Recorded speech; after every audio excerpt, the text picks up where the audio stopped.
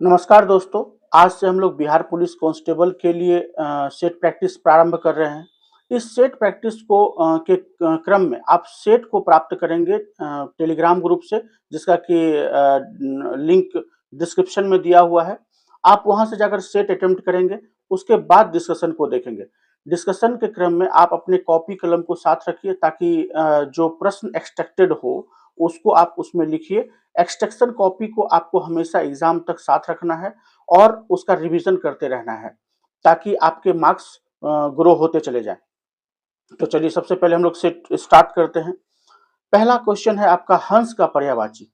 हंस के लिए हम लोग ऑप्शन देखें कि तुरंग मतलब घोड़ा होता है, तुरंग मतलब घोड़ा, भुजंग मतलब सांप होता है, मराल मराल मतलब हंस होता है। तो आपका यही राइट ऑप्शन हो जाएगा। पंचजन जो है वो कृष्ण के संघ का नाम पंचजन था। दूसरे क्वेश्चन की तरफ हम लोग आते हैं। देखिए 25 कुर्सियों की लागत 30 कुर्सियों के विक्रय मूल्य के बराबर है। देखिए जब आपको वस्तु दिया हुआ रहे तब आपको देखना है कि हानि है अथवा लाभ है। हानि अथवा लाभ की स्थिति में आप बड़ा में से छोटा को घटा देंगे। फिर हानि की स्थिति में हम लोग जानते हैं कि क्रय मूल्य जो है वो आपका बड़ा होता है, तो क्रय मूल्य नीचे आना चाहिए, तो इसलिए 30 आपका नीचे आ गया। और गुना 100 कर देंगे तो प्रतिशत में बदल जाएगा। तो 30 माइनस 25 6 हो गया, 5 हो गया, 5 से ये कट गया 6 बार में, 2 से 3 बार में, 2 से 50 बार में। इस तरह से आपका जो राइट आंसर हो गया 16.2/3%। तो राइट आंसर हो गया। नेक्स्ट क्वेश्चन को हम लोग देखें। प्रार्थना समाज के संस्थापक।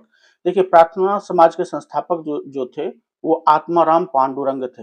आत्माराम पांडुरंग के द्वारा 1867 ईस्वी में प्रार्थना समाज की स्थापना की गई थी 1867 ईस्वी में। और यह बम्बई में स्थापना किया गया था, बम्बई में स्थापना किया गया था। जो प्रार्थना समाज का एक और इम्पोर्टेंट सदस्य है वो है एमजी रानाडे। एमजी रानाडे, कभी कभी यह प्रश्न आ जाता है कि एमजी रानाडे का संबंध किस समाज से है, किस सभा से है। प्रार्थना समाज का जो मूल उद्देश्य था वह था ब्रह्म समाज, जो ब्रह्म समाज था उसका उसके विचारों का प्रसार करना। हम लोग ऑप्शन में उपस्थित कुछ और चीज को डिस्कस कर लेते हैं। जैसे राजा राम मोहन राय के विषय में हम लोग कुछ देख लेते हैं। राजा राम मोहन राय जो है 1828 ईस्वी में इन्होंने ब्रह्म समाज की स्थापना की थी, ब्रह्म समाज की स्थापना की थी। उसके बाद 1829 में इन्हीं के प्रयासों से सती प्रथा उन्मूलन हुआ था। सती प्रथा उन्मूलन हुआ था। सती प्रथा उन्मूलन के समय में गवर्नर जो थे लॉर्ड विलियम बेंटिक, उनके प्रयासों से सती प्रथा का उन्मूलन से संबंधित कानून बना था। जो सती प्रथा थी वो उसको राजा राम मोहन राय ने शास्त्रों के आड़ में हत्या बताया था। और भी फैक्ट हम लोग देख लेते हैं कि मुगल बादशाह जो थे अकबर द्वितीय जो थे उनके द्वारा इनको राजा की उपाधि प्रदान की गई थी। और बाद में अकबर द्वितीय के पेंशन को बढ़ाने को की मांग को लेकर के अकबर द्वितीय ने इन्हें भेजा था, लंदन भेजा था। सुभाष चंद्र बोस जो है वो राजा राम मोहन राय को युगदूत की उपाधि देते हैं, युगदूत। देखिए राजा राम मोहन राय से संबंधित कुछ इंपॉर्टेंट पुस्तक को देख लेते हैं हम लोग। इंपॉर्टेंट पुस्तक जैसे कि संवाद कौमुदी हो गया, संवाद कौमुदी। उसके बाद मिरातुल अखबार नाम का ये लेटर जारी करते थे, मिरात उल अखबार, मिरातुल अखबार। उसके बाद कुछ दो इंपॉर्टेंट फिलोसफी के बुक हैं, गिफ्ट्स ऑफ मोनोथिज्म। हम लोग जब राजा राम मोहन राय को देखेंगे तो देखेंगे कि इन्होंने जो है एक ईश्वरवाद को जो है बढ़ावा दिया था। तो गिफ्ट ऑफ मोनोथिज्म जो है एक इम्पोर्टेंट बुक था। और इन्होंने ईसाई धर्म के कुछ अच्छाइयों को लेते हुए हिंदू धर्म के साथ उसका कंपेरिजन किया था। तो परसेप्ट्स ऑफ जीसस नाम का एक बुक था, वो भी काफी इंपॉर्टेंट रहेगा। हम लोग कुछ और चीज देख लेते हैं। जैसे कि आपका जो है देवेंद्रनाथ टैगोर के विषय में देखें। रविन्द्रनाथ टैगोर के ये जो है पिता थे। तो देवेंद्रनाथ टैगोर के विषय में जानिए कि ब्रह्म समाज का एक इम्पोर्टेंट सदस्य था ये। ब्रह्म समाज के इम्पोर्टेंट सदस्य थे और इन्होंने एक संस्था की स्थापना की थी, तत्वबोधिनी संस्था, तत्वबोधिनी तत्वबोधिनी सभा की स्थापना की थी। बाद में इनको जो है ब्रह्म समाज में मर्ज कर लिया था और तत्वबोधिनी नामक जो है ना लेटर भी ये जारी करते थे, तत्वबोधिनी नामक लेटर। बाद में देखेंगे कि जब केशव चंद्र सेन के साथ में इनका विवाद हो गया था, तो इन्होंने जो है आदि ब्रह्म समाज नाम से एक अलग विंग बना करके ये अलग हो गए थे ब्रह्म समाज से। उसके बाद हम लोग देखें दयाराम सरस्वती। दयाराम सरस्वती के विषय में कुछ हम लोग देख लेते हैं कि दयाराम सरस्वती जो थे वो 1875 ईस्वी में इन्होंने जो है आर्य समाज की स्थापना की थी, आर्य समाज की स्थापना की थी। उसके बाद इन्होंने नारा दिया था, दो नारा इंपॉर्टेंट है कि वेदों की ओर लौटो, वेदों की ओर लौटो, और दूसरा दिया था लौटो, और दूसरा नारा दिया था इन्होंने भारत भारतीयों के लिए, भारत भारतीयों के लिए। ये दो नारा इंपॉर्टेंट है इनका। उसके बाद इन्होंने डीएवी की स्थापना की थी। जो डीएवी आप अभी देखते हैं स्कूलिंग करवाता है, तो वो डीएवी की स्थापना इन्होंने की थी। दयानंद एंग्लो वैदिक करके था। इन्होंने दो इंपॉर्टेंट आंदोलन भी चलाए थे, एक गौरक्षणी आंदोलन चलाया था और दूसरा शुद्धि आंदोलन चलाया था, तो काफी इंपॉर्टेंट हो गया। इनका बुक काफी इंपॉर्टेंट है, सत्यार्थ प्रकाश, सत्यार्थ प्रकाश। अगले क्वेश्चन की तरफ आते हैं, तो इसका आंसर हो गया आपका आत्माराम पांडुरंग। नेक्स्ट क्वेश्चन की तरफ हम लोग जाते हैं, जिसके हस्ताक्षर नहीं है। देखिए यहाँ क्वेश्चन थोड़ा सा गलत हो गया है, जिसके हस्ताक्षर अंकित है, नहीं अंकित नहीं होगा। तो जो लेटर जारी होता है पदाधिकारियों के द्वारा, उसमें अधोहस्ताक्षरी करके एक शब्द आता है, तो जिसका साइन होता है उसमें अधोहस्ताक्षरी। तो यहाँ पर थोड़ा सा मिस्टेक हो गया है टाइपिंग में, अधोहस्ताक्षरी करके ऑप्शन होगा। नेक्स्ट हम लोग क्वेश्चन देखें कि कौन सा शहर दो महाद्वीपों में फैला हुआ है। देखिए तुर्की का जो इस्तांबुल शहर है, तुर्की की राजधानी है, वह दो महाद्वीपों ईरान और यूरोप और इसके यूरोप और एशिया के बीच में फैला हुआ है। देखिए एकमात्र शहर है जो दो महाद्वीपों के बीच यह फैला है। नेक्स्ट क्वेश्चन की तरफ हम लोग मूव करते हैं कि भारतीय संविधान की प्रस्तावना में समाजवादी शब्द जोड़ा गया था कौन से संविधान संशोधन के द्वारा। देखिए 42वां संविधान संशोधन था, जिसके द्वारा जो है संविधान की प्रस्तावना में 3 शब्द जोड़े गए थे। 1976 में 3 शब्द जोड़े गए थे, समाजवादी, पंथ निरपेक्ष और अखंडता, ये 3 शब्द जोड़े गए थे। उसके बाद हम लोग नेक्स्ट क्वेश्चन की तरफ आते हैं, कौन सा इनर्ट गैस नहीं है। देखिए इनर्ट गैस अक्रिय गैस जो सामान्यतः रिएक्शन नहीं करता है, अक्रिय गैस का हम लोग लिस्ट बना लेते हैं कि helium, neon, argon, krypton, xenon, radon. Helium, neon, argon, krypton, xenon, radon. इसमें से जो लिस्ट में नहीं है उसको कर दिए, नियोन है, हीलियम है, आर्गन है, तो आपका नहीं है हाइड्रोजन। नेक्स्ट क्वेश्चन की तरफ हम लोग आते हैं, A+B, यहाँ पे भी थोड़ा सा मिस्टेक हुआ है, ये बराबर को आप काट लीजिए, बराबर को काट लीजिए। यहाँ पर दिया हुआ A+B+C equal to 2A minus 2B minus 2C minus 3। जब सबको इधर लाते हैं तो A और 2 को इधर लाते हैं तो -2A को हम लिख सकते हैं 2 इंटू A इंटू 1, और इधर जब -3 इधर आएगा तो +3 हो जाएगा, तो +3 को हम लोग लिख सकते हैं 1 + 1 + 1। तो इस तरह से व्यवस्थित कर लेते हैं। इसी प्रकार B -2A है तो -2B है, इधर आएगा तो +2B हो जाएगा और +1 प्लस इसी प्रकार से सी प्लस 2c, तो प्लस 2c को c इंटू 1 लिख सकते हैं, इधर भी b इंटू 1 लिख सकते हैं। उसके बाद प्लस 1 इक्वल टू 0 हो गया। तो हम लोग ये देखें तो एक फॉर्मूला है, उस पर आधारित है ये कि यहाँ पर थोड़ा सा मिस्टेक हुआ है, यहाँ पर ए स्क्वायर बी स्क्वायर सी स्क्वायर रहना चाहिए, ए स्क्वायर बी स्क्वायर सी स्क्वायर, तब फॉर्मूला बनेगा।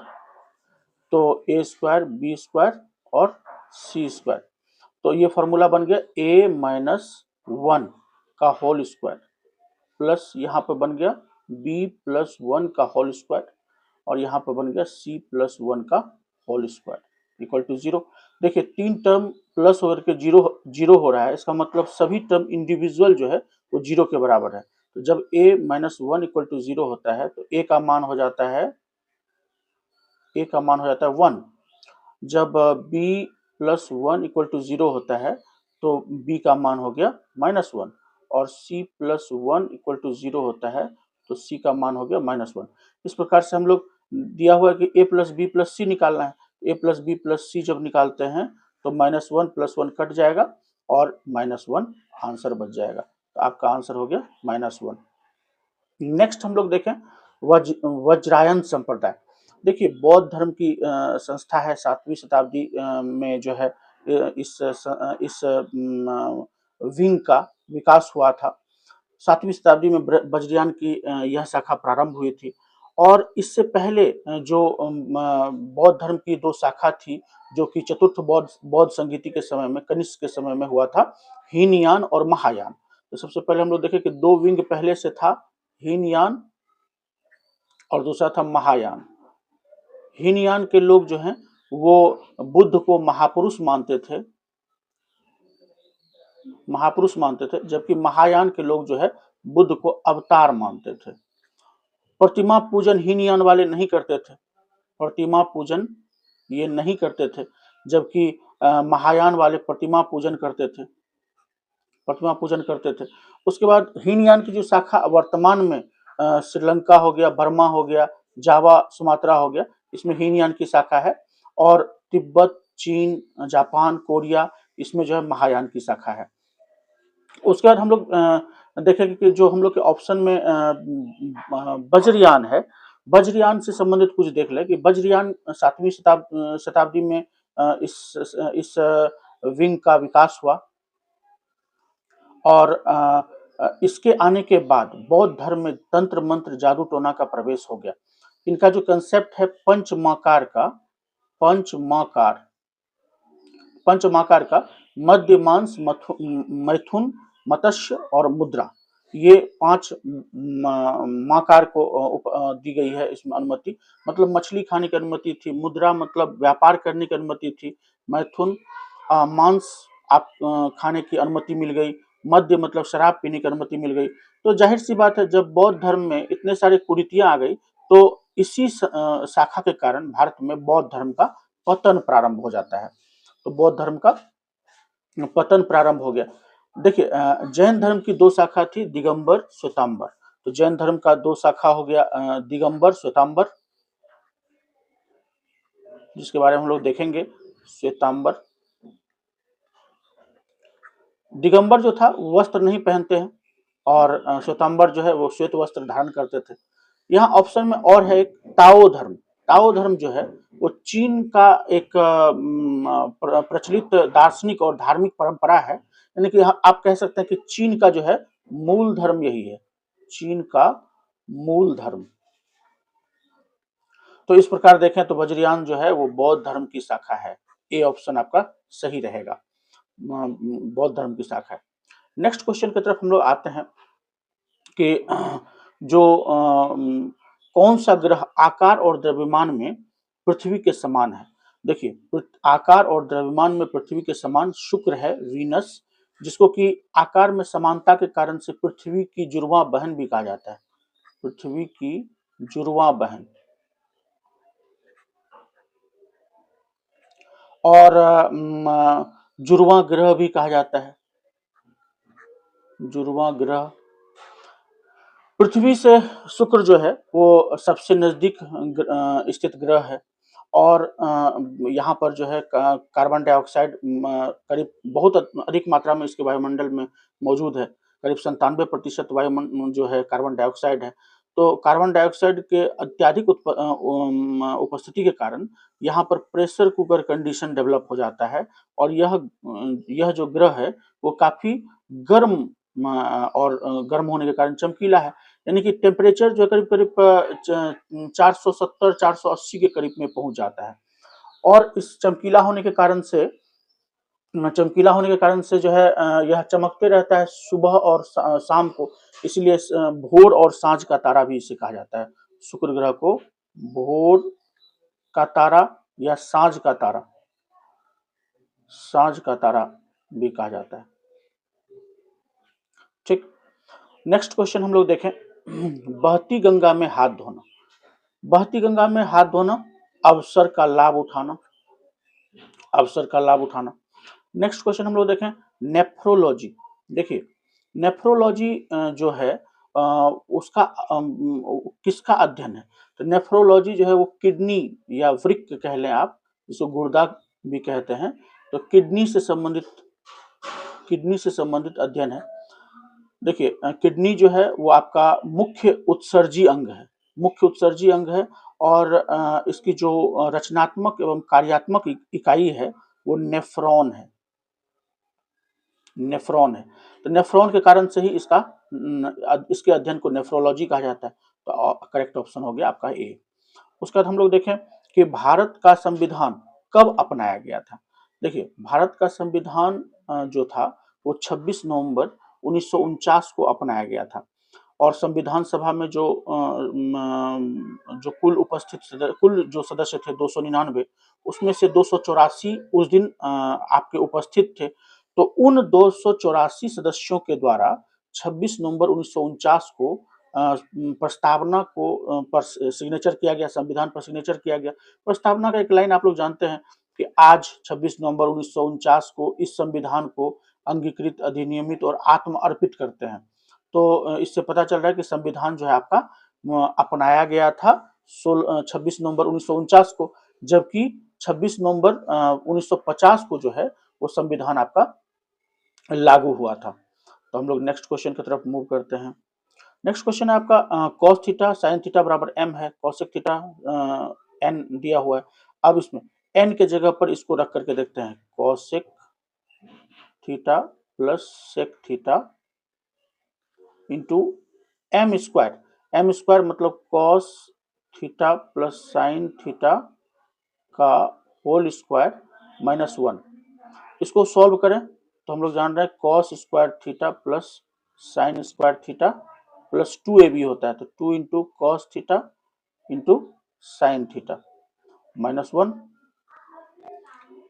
यहाँ पर देखें तो sine square theta cos square theta 1 हो गया, plus 2 cos theta into sine theta minus 1, और जब इसको सॉल्व करेंगे तो कट गया और बच गया 2 cos theta into sine theta, और यहाँ पर से चला आ रहा है आपका कॉसेक थीटा और सेक थीटा, जिसको कि सॉल्व करते हुए चलते हैं।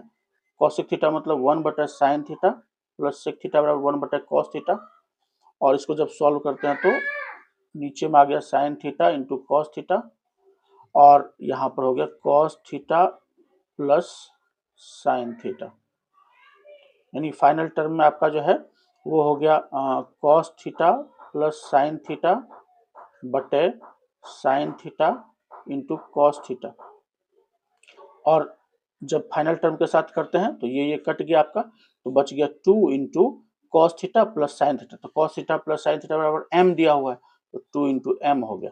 तो इसका करेक्ट आंसर हो गया 2m आपका ऑप्शन हो गया, यानी कि ऑप्शन हो गया डी आपका करेक्ट आंसर हो गया। उसके बाद हम लोग नेक्स्ट क्वेश्चन देखें, निम्नलिखित में से कौन सा जहर है। देखिए, यहाँ पर जो NaCl है, NaCl तो आपका सोडियम क्लोराइड जो है वो आपका नमक हो गया। ये जो है पोटेशियम साइनाइड है, पोटेशियम साइनाइड, और KCl पोटेशियम क्लोराइड। तो पोटेशियम क्लोराइड का इस्तेमाल खाद के रूप में होता है, K2SO4 पोटेशियम सल्फेट, जिसका कि इस्तेमाल खाद के रूप में होता है। तो ये जो आपका KCN है, पोटेशियम साइनाइड, ये आपका अत्यंत विषैला जहर है ये। तो करेक्ट आंसर हो गया बी। अब कह रहे हैं किस शहर को गुलाबी शहर के नाम से जाना जाता है। देखिए, गुलाबी शहर के नाम से जाना जाता है, बहुत इंपॉर्टेंट। हम लोग जान रहे हैं कि जयपुर को जो है गुलाबी शहर के रूप में, पिंक सिटी के रूप में जाना जाता है। क्यों जाना जाता है, यह इंपॉर्टेंट है, क्योंकि 1876 ईस्वी में एक इवेंट हुआ था जयपुर में, जहां पर कि प्रिंस ऑफ वेल्स जो है वो जयपुर आए थे, और प्रिंस ऑफ वेल्स के स्वागत के लिए जयपुर के जो उस समय के जयपुर के महाराज थे महाराज राम सिंह, उनके द्वारा जो है जयपुर के अधिकतर शहरों को पिंक कलर से रंगवा दिया गया था। तो क्योंकि पिंक कलर जो है वो जो है अतिथि सत्कार और गर्मजोशी का सूचक होता है। तो इसी कारण से पिंक सिटी कहा जाता है जयपुर को। हम लोग देख लेते हैं कि इसी प्रकार के कुछ नाम और भी मतलब जो है हैं, जैसे कि जोधपुर को जो है जोधपुर जोधपुर को जो है वो ब्लू सिटी या इसको सन सिटी भी कहा जाता है, सन सिटी भी कहा जाता है।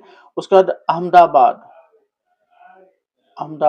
इनको जो है मैनचेस्टर ऑफ इंडिया कहा जाता है, मैनचेस्टर ऑफ इंडिया कहा जाता है। उसका जमशेदपुर इसको जो है स्टील सिटी कहा जाता है, स्टील सिटी कहा जाता है। कोलकाता को सिटी ऑफ जॉय कहा जाता है, सिटी ऑफ जॉय कहा जाता है। उसके बाद कुछ और छोटा है, जैसे कि लखनऊ लखनऊ उसे जो है नवाबों का शहर कहा जाता है, नवाबों का शहर कहा जाता है। बंगलुरु जो है वहां पर सॉफ्टवेयर से संबंधित अधिक कारोबार होता है, इसी कारण से इसको सिलिकॉन वैली ऑफ इंडिया कहा जाता है, सिलिकॉन वैली। उसके इसी प्रकार से जैसे भुवनेश्वर को सिटी ऑफ टेम्पल कहा जाता है। तो हम लोग इसी प्रकार से एक लिस्ट बना सकते हैं। नेक्स्ट क्वेश्चन आता है हम लोग कि इनमें से कौन सा स्त्रीलिंग नहीं है। यहाँ पर सीधा देखें कि हम लोग दीन जो है वो स्त्रीलिंग नहीं है, और सब जो है स्त्रीलिंग है। नेक्स्ट क्वेश्चन हम लोग आते हैं, हेमेटाइट किसका अयस्क है। देखिए, हेमेटाइट जो है लोहा का अयस्क है, हम लोग जान रहे हैं। ऑप्शन ए जो है वो करेक्ट आंसर रहेगा। लेकिन यहाँ पर एक अयस्क का लिस्ट बना लेते हैं, जैसे कि लोहा जो है उसका जो अयस्क हेमेटाइट एक हो गया, हेमेटाइट हो गया, और दूसरा जो मैग्नेटाइट,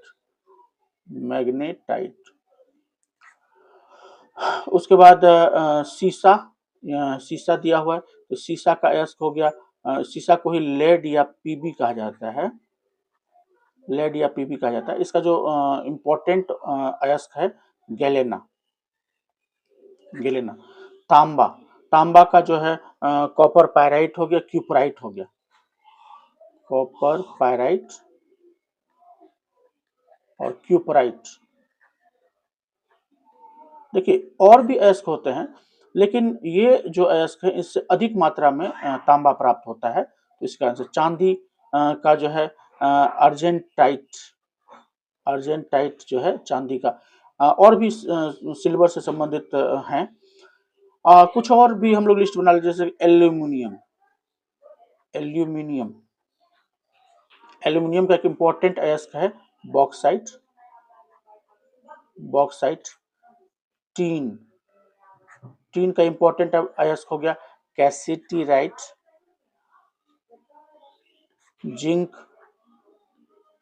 जिंक का हो गया जिंक ब्लेंड। एक और इंपॉर्टेंट है पारा, मरकरी जिसको कहते हैं, उसका जो इंपॉर्टेंट है उसका सिनेबार, कई बार एग्जाम में पूछा जाता है, तो सिनेबार हो गया। नेक्स्ट क्वेश्चन हम लोग मूव करते हैं कि choose the word which is antonyms of bold letter. Inhale, inhale का मतलब होता है सांस अंदर लेना, तो सांस बाहर छोड़ना इसका होता है एक्सहेल, तो एक्सहेल हो गया सांस बाहर छोड़ना। अगला क्वेश्चन हम लोग देखें कि निम्नलिखित में से कौन सी नदी का जो है उद्गम स्थल अमरकंटक से होता है, उद्गम जो है अमरकंटक से होता है। तो अमरकंटक से सामान्यतः दो नदी निकलती है, एक हो गया नर्मदा और दूसरा हो गया सोन। सोन नदी भी जो है अमरकंटक से निकलती है। अमरकंटक कहाँ पर है? तो अमरकंटक है मध्य प्रदेश में। और भी इंपॉर्टेंट नदी है जिसका कि हम लोग देख लेते हैं एक बार, गोदावरी। गोदावरी कहाँ से निकलती है? तो गोदावरी निकलती है त्र्यंबक, त्र्यंबक, त्र्यंबक जो है नासिक महाराष्ट्र के पास। और गोदावरी को जो है दक्षिण की गंगा कहा जाता है, दक्षिण की गंगा, दक्षिण की गंगा कहा जाता है। उसके बाद हम लोग ताप्ती नदी देख लें। ताप्ती नदी सतपुरा रेंज से निकलता है, सतपुरा रेंज। और सतपुरा रेंज कहां पर? मध्य प्रदेश से। कृष्णा नदी महाबलेश्वर, महाबलेश्वर से। महाबलेश्वर किस राज्य में है? तो ये महाराष्ट्र में है। ठीक, और भी नदी है जिसको कि हम लोग नदी वाले सेक्शन में हम लोग देखेंगे, जहां पर कि हम लोग रिवर सिस्टम देखेंगे उसमें हम लोग देखेंगे। मशरूम किसका उदाहरण है? मशरूम कवक का उदाहरण है, फंगी है ये। नेक्स्ट हम लोग आते हैं कि भारतीय कानून के अनुसार किस अपराधी को किशोर के रूप में परिभाषित किया जाता है? देखिए, किशोर मतलब जुवेनाइल, और जुवेनाइल जस्टिस एक्ट एक है, juvenile justice act 2000। Juvenile justice act जो है उसके अनुसार जो है 18 वर्ष से कम, 18 वर्ष से कम उम्र के बच्चे को जो है उसको जुवेनाइल माना गया, मतलब किशोर के श्रेणी में रखा गया है। और ऐसे अपराधी अगर अपराध करते हैं तो उसको सरकार के द्वारा कानूनी सुरक्षा प्रदान किया जाता है, देखभाल और संरक्षण प्रदान किया जाता है। तो इसका राइट आंसर हो गया 18 वर्ष से कम, तो 18 वर्ष से कम हो गया ऑप्शन ए। नेक्स्ट क्वेश्चन देखें हम लोग, एम्पियर किसकी इकाई थी? एम्पियर किसकी इकाई है? देखिए, एम्पियर जो है विद्युत धारा की इकाई है, हम लोग जान रहे हैं। और जो इम्पोर्टेंट और भी है जैसे कि चुंबकीय क्षेत्र, मैग्नेटिक फील्ड, तो मैग्नेटिक फील्ड जो है उसकी जो यूनिट हो गई टेस्ला हो गई। और विद्युत चार्ज उसका कूलम्ब हो गया, इलेक्ट्रिक चार्ज का कूलम्ब हो गया। प्रतिरोध रेसिस्टेंस इसका हो गया ओम। और भी हम लोग देख सकते हैं जैसे कि ऊर्जा, ऊर्जा जो है उसका यूनिट हो गया जूल।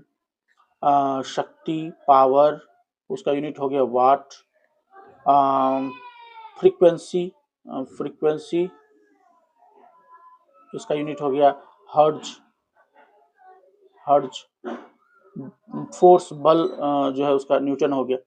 तो हम लोग एक लिस्ट बना सकते हैं इसमें। हम लोग अब आते हैं नेक्स्ट क्वेश्चन की तरफ, जिस जो है नाथुला किस राज्य में स्थित है? देखिए, नाथुला पास, नाथुला पास दो इम्पोर्टेंट सिक्किम में पास हैं। एक हो गया नाथुला पास और दूसरा हो गया जलेपला। तो नाथुला पास आपका सामान्य सा हो गया कि ये सिक्किम में है, लेकिन यहाँ पर जो है इम्पोर्टेंट जो है वो दर्रों की सूची बना लेते हैं। इम्पोर्टेंट दर्रा जैसे कि जम्मू कश्मीर में पीर पंजाल, पीर पंजाल हो गया, बनिहाल हो गया, बुर्जिल हो गया। ये दर्रा जो है वो जम्मू कश्मीर में हो गया। उसके बाद लद्दाख में दो इंपॉर्टेंट दर्रा है, काराकोरम दर्रा और जोजिला, काराकोरम और जोजिला। ये जो है लद्दाख में हो गया, लद्दाख में हो गया। उसके बाद हिमाचल प्रदेश में एक इंपॉर्टेंट है सिपकिला, सिपकिला जो है वो हिमाचल। उत्तराखंड में लिपुलेख दर्रा है, लिपुलेख दर्रा उत्तराखंड हो गया। उसके बाद हम लोग सिक्किम में दो देखे, नाथुला और जलेपला। जलेपला, ये दोनों जो है सिक्किम में हो गया, सिक्किम। अरुणाचल प्रदेश में एक इंपॉर्टेंट दर्रा है बोमडिला, बोमडिला, ये अरुणाचल प्रदेश में हो गया। दो हिमालय क्षेत्र के दो इंपॉर्टेंट दर्रे और हैं, जैसे कि एक हो गया खैबर दर्रा, खैबर, खैबर पास जो है वो अफगानिस्तान और पाकिस्तान के बीच में है। और बोलन दर्रा एक इंपॉर्टेंट है, बोलन दर्रा, ये जो है पाकिस्तान और बलूचिस्तान के बीच में है। तो एक इंपॉर्टेंट दर्रा का सूची बन गया, जिससे कि हम लोग अगर एग्जाम में इसी से संबंधित प्रश्न रहेंगे तो आप इसको ट्रैक कर सकते हैं। नेक्स्ट क्वेश्चन हम मैथ का है। यदि एक गोले की त्रिज्या 2 सेंटीमीटर बढ़ाई जाती है तो उसके सतह क्षेत्र कितना बढ़ जाता है। सबसे पहले हम लोग जाने कि गोला का जो सतह का क्षेत्रफल होता है वो 4πr² होता है। तो 4πr² होता है, तो 2 सेंटीमीटर त्रिज्या को बढ़ाया गया है, तो बढ़ाया गया है तो जाहिर सी बात है उसका क्षेत्रफल बढ़ गया होगा। तो नया क्षेत्रफल हो गया 4π और r+2 का होल स्क्वायर, और इसमें से ये घट गया 4πr²। तो इसी का जो अंतर दिया है वो 352 दिया है। इसको सॉल्व कर लेते हैं फटाफट। 4π को लिए हम लोग, इसको सॉल्व किए तो r² + 4 + 2 × 2 4 हो गया, 4r और -r² बराबर 352 हो गया।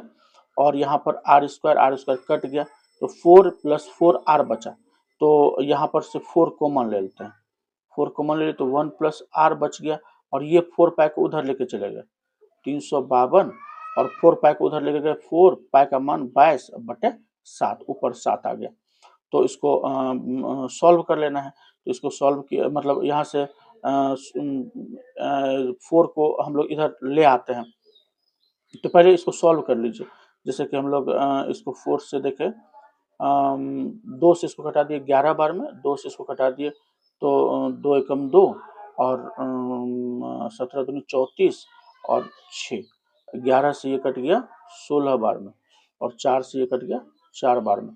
तो इस प्रकार से देखें तो हम लोग 1 + r बराबर ये 4 वाला पार्ट इधर से दोनों से कट गया, तो आपका 7 हो गया, यानी r बराबर आपका 6 सेंटीमीटर हो गया। तो राइट आंसर हो जाएगा 6 सेंटीमीटर। नेक्स्ट हम लोग बढ़े, राजतरंगिणी के लेखक कौन थे। देखिए, राजतरंगिणी के लेखक कल्हन थे, जो कि पृथ्वीराज जो कि कश्मीर से संबंधित जो इतिहास है उसका उन्होंने वर्णन किया है। तो राजतरंगिणी के लेखक कल्हन हो गए, जो कि 1151 ईस्वी के पहले का कश्मीर का इतिहास इन्होंने लिखा है, कश्मीर का इतिहास लिखा है, और संस्कृत भाषा में लिखा है। तो संस्कृत भाषा में जो इतिहास लेखन का पहला प्रयास था यह। कालिदास, कालिदास के विषय में हम लोग जानते हैं कि कुछ इंपॉर्टेंट बुक उनका देख ले, जैसे कि मालविकाग्निमित्र हो गया, कुमार संभवम, रघुवंशम हो गया, अभिज्ञान शाकुंतलम, मेघदूतम, ऋतु संहारम हो गया। उसका भास्कराचार्य को देखें तो इंपॉर्टेंट गणितज्ञ थे भास्कराचार्य, जिन्होंने कि 2 इंपॉर्टेंट पुस्तक लिखा था, सिद्धांत शिरोमणि, सिद्धांत शिरोमणि, और एक इंपॉर्टेंट बुक था लीलावती, लीलावती इंपॉर्टेंट बुक हो गया। चबार्क जो था वो चबार्क, ये फिलॉसफी, इन्होंने एक फिलॉसफी का विंग दिया था, चबार्क दर्शन कहलाता है।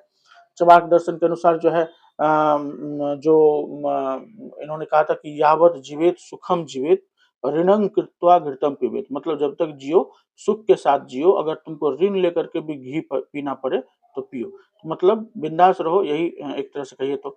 कुछ इंपॉर्टेंट बुक और भी आप देख सकते हैं, जैसे कि कुछ इंपॉर्टेंट बुक का लिस्ट यहाँ पर आप बना सकते हैं, जैसे कि अर्थशास्त्र हो गया, अर्थशास्त्र, कौटिल्य, कौटिल्य हो गया, मुद्रा राक्षस, मुद्रा राक्षस, ये जो है विशाख दत्त, विशाख दत्त हो गए। उसके बाद अष्टाध्यायी, अष्टाध्यायी, ये पाणिनि, पाणिनि हो गए। उसके बाद एक पतंजलि का बुक है महाभाष्य, महाभाष्य पतंजलि, पतंजलि हो गए। मृच्छकटिकम, मृच्छकटिकम शूद्रक, शूद्रक इंपॉर्टेंट बुक हो गया। एक है स्वप्नवास वदत्तम, स्वप्नवास वदत्तम, ये जो भास की पुस्तक है। हर्षचरित, हर्षचरित ये वानभट्ट हो गए, वानभट्ट हो गए, तो इंपॉर्टेंट हुआ। हम लोग नेक्स्ट क्वेश्चन की तरफ देखते हैं कि निम्नलिखित में से कौन सी प्रजाति खतरे में नहीं है। देखिए यहाँ पर भारतीय गिद्ध खतरा में है, साइबेरियन सारस है, हिमालयन बटेर है, भारतीय तोता जो है वो खतरा में प्रजाति नहीं। तो कौन सा ऐसा संस्था है जो कि खतरा से संबंधित लिस्ट को जारी करता है? तो एक इम्पोर्टेंट संस्था है IUCN। IUCN जो है वो international union for conservation of nature, ये जो है संकटग्रस्त जो प्रजाति है उसके लिए रेड लिस्ट जारी करता है, और रेड लिस्ट जारी करता है जिसमें कि जो संकटग्रस्त प्रजाति है उससे संबंधित लिस्ट जारी किया जाता है। और IUCN का जो है वो स्थापना जो है 1964 ईस्वी में किया गया था, और इसका जो मुख्यालय है वो मुख्यालय है ग्लैंड में, जो स्विट्जरलैंड में है। हम लोग अब आते हैं नेक्स्ट क्वेश्चन की तरफ कि एक परमाणु के एटम के नाभिक में नाभिक न्यूक्लियस में सम्मिलित होता है। देखिए जब आप एटम का देखेंगे तो एटम के नाभिक में आपका प्रोटॉन प्लस न्यूट्रॉन होता है, और इलेक्ट्रॉन जो है उसके बाहर चक्कर काटते हैं। तो इसका राइट आंसर हो गया न्यूट्रॉन प्लस प्रोटॉन। हम लोग न्यूट्रॉन प्लस प्रोटॉन, हम लोग यहाँ पर एक थोड़ा सा लिस्ट बना लेते हैं कि इलेक्ट्रॉन प्रोटॉन न्यूट्रॉन की जो है वो इम्पोर्टेंट है, क्योंकि इसका जो है खोज किसने किया था। तो आविष्कार इसका खोज किया था इलेक्ट्रॉन, इलेक्ट्रॉन जो है इसका सिंबल होता है E-10, और इसका जो जे थॉमसन, जे थॉमसन इसका खोज करता हुए प्रोटॉन, प्रोटॉन गोल्डस्टीन, इसका जो सूचक है P11 गोल्डस्टीन,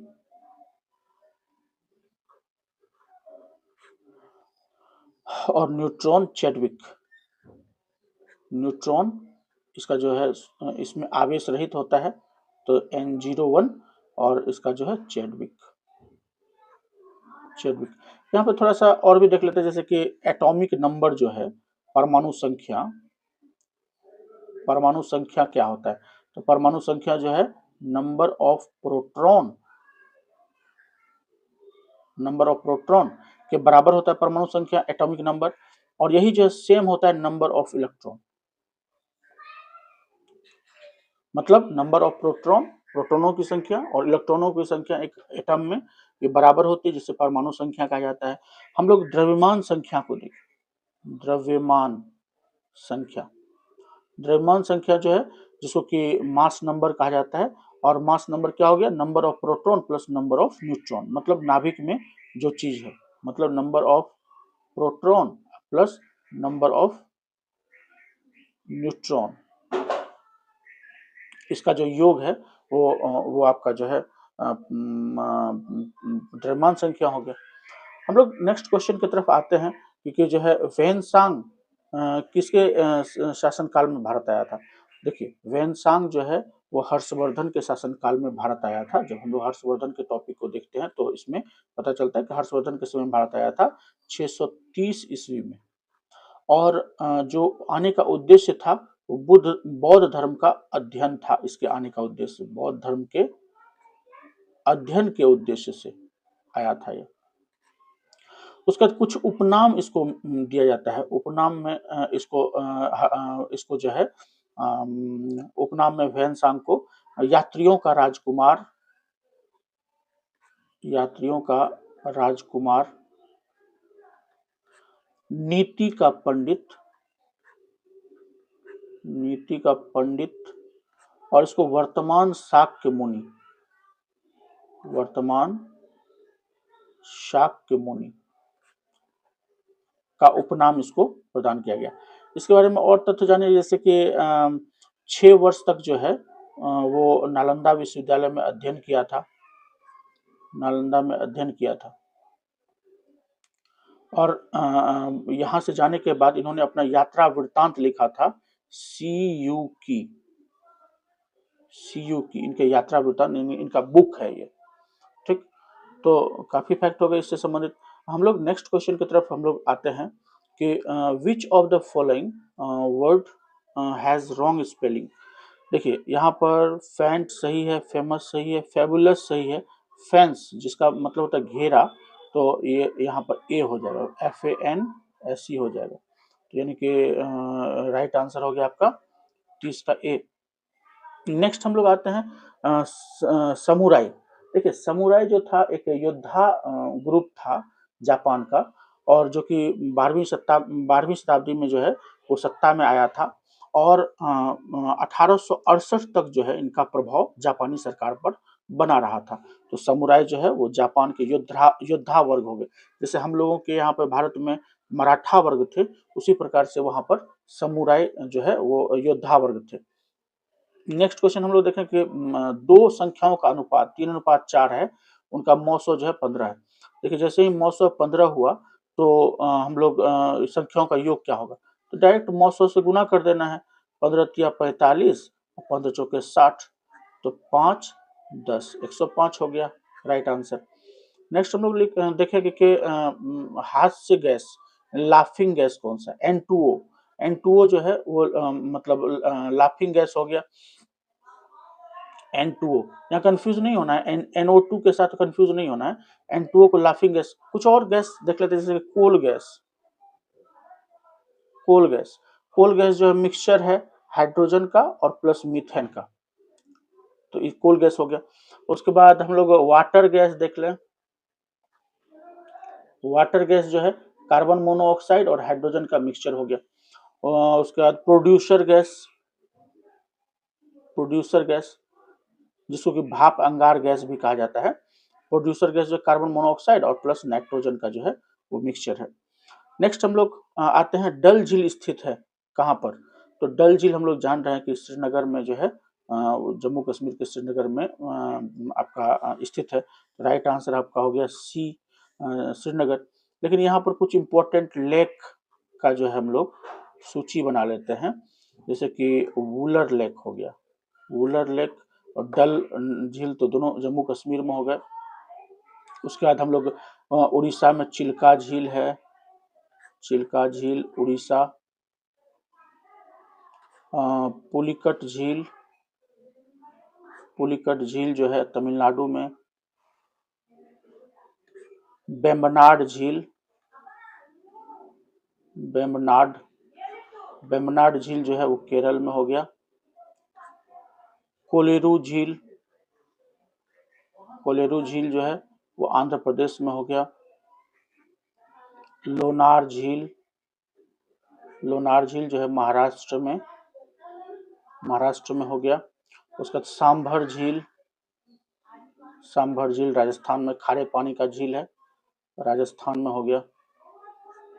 ठीक, इंपॉर्टेंट झील की सूची आपकी बन गई। एक आध और जैसे कि लोकटक झील एक छूट रहा है, वो भी लिख देते हैं। लोकटक झील